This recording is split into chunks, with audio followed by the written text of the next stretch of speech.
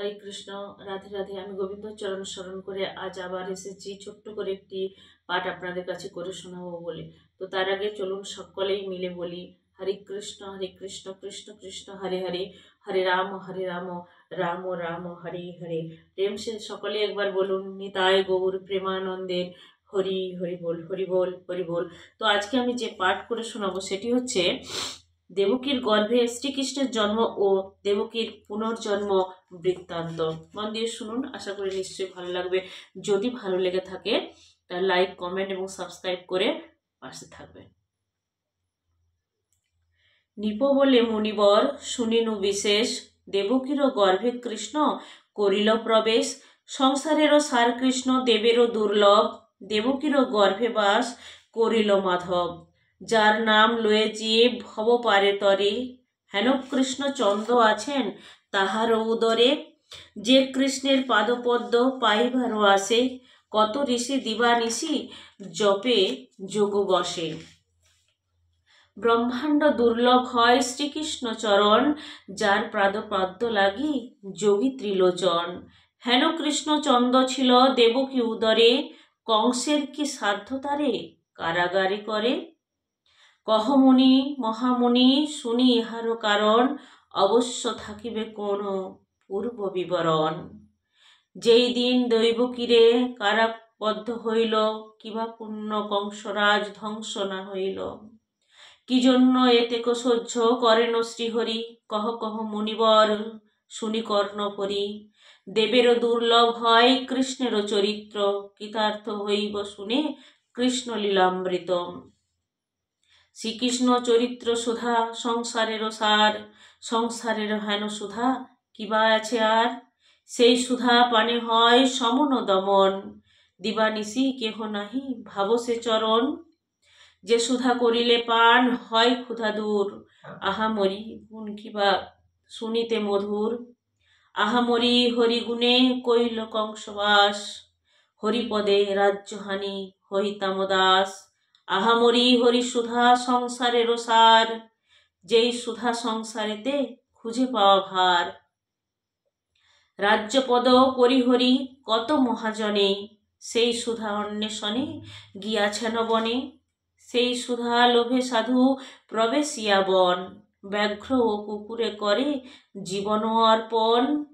আমি মূর্খ দুরাচার বিদ্যা বুদ্ধি নাই, লোকে বলে গুরু মহাশয় লাজে মরে যায়। মুনি বলে নিপমণি করহ শ্রবণ, কারা মুক্তি দেবকীরে কহিব কারণ।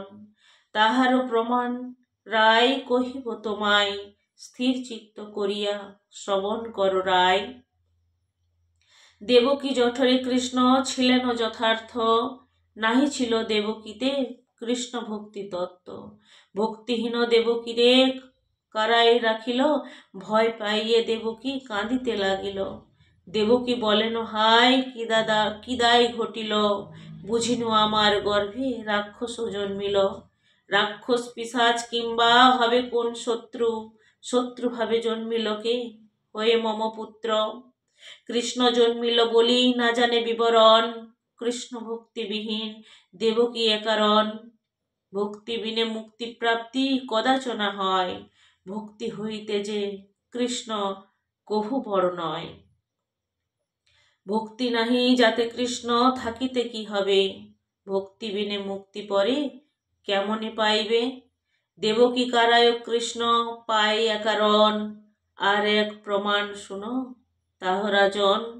শুনো শুনো মহারাজ শুনো হে পুলকে, দ্বিতীয় প্রহর তার আছে পরেতে। মুনি বলে নিপমণি করহ শ্রবণ, দেবকীরও পূর্বজন্ম কহিব বর্ণন। ত্রেতা যুগে দেবকী রামেরও বনিতা, কৈকেয়ী নামেতে দশরথেরও বনিতা। রাম দিবে রাজ্য রাজার এই ছিল মনে, কৈকেয়ী বিবাদী হয়ে পাঠাইল বনে। কল্লপ্রাতে রাম পাবে রাজত্ব সকল, কৈকেয়ী বিবাদী হয়ে পরায় বাকল। ভক্তিহীনা কৈকেয়ী রামেরে না চেনে, সামান্য বাকল জ্ঞানী পাঠাইল বনে। যদি সেই ভক্তি কৈকেয়ী জানিত সকল, তবে কি শ্রীরাম অঙ্গে বাকল পরিতম। ভক্তি বিনা কৈকেয়ী রামকে না চিনিল, রাম অঙ্গ হইতে আভরণ কেড়ে নিল। কেড়ে লয় আভরণ কৈকেয়ী ক্রোধ মনে, ঝর ঝর ঝরে বাড়ি রামেরও নয়নে। তবু তার দয়া কিংবা ভক্তি না জন্মিল, ভক্তিহীন হইয়া বাকল পরাইল। মনে মনে অভিমানী হয়ে রঘুপতি, অভিশাপ ও দানিলেন কৈকেয়ীর প্রতি।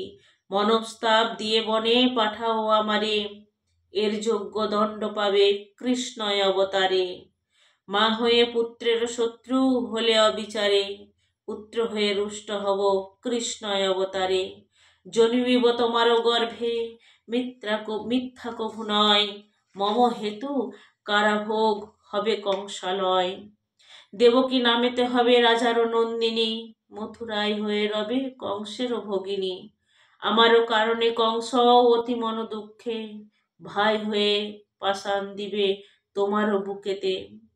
সেই হেতু দেবকী যে কৃষ্ণ ভক্তিহীন, কারারুদ্ধ হয়ে কৃষ্ণে পেলে কিছুদিন। গর্ভেতে জন্মিবে কিবা হয় মহাশয়, ভক্তি না থাকিলে কৃষ্ণ প্রাপ্তি কিছু নয়। ষোড়শ প্রচারে কেহ শ্রীকৃষ্ণ পুজিলে, তথায় চ নাহিক মুক্তি ভক্তি না থাকিলে। ভক্তিহীন হয়ে যে কৃষ্ণ দর্শন করে, ভক্তিহীন দর্শনের ফল নাহি ধরে। ভক্তিহীন দৈবে যদি কৃষ্ণ পদ পায়, সেই পদে পায় যেই সেই পদ পায়। শ্রীকৃষ্ণের হস্তপদ নয় বড় দৃঢ়, শ্রীকৃষ্ণ হইতে কৃষ্ণ ভক্তি হয় বড়। কটু রস লাগে যেন ফল না পাকিলে, যেন দেহ বৃথা যায় চক্ষু না থাকিলে। ভক্তিহীন জীবনেরও জন্ম বিফল, দেহ অন্তে যায় পুনর্সমন কবল। তাহার প্রমাণ রাজা করহ শ্রবণ, ভক্তিহীন প্রাণীর শ্রীকৃষ্ণ দর্শন। হরে কৃষ্ণ, রাধে রাধে।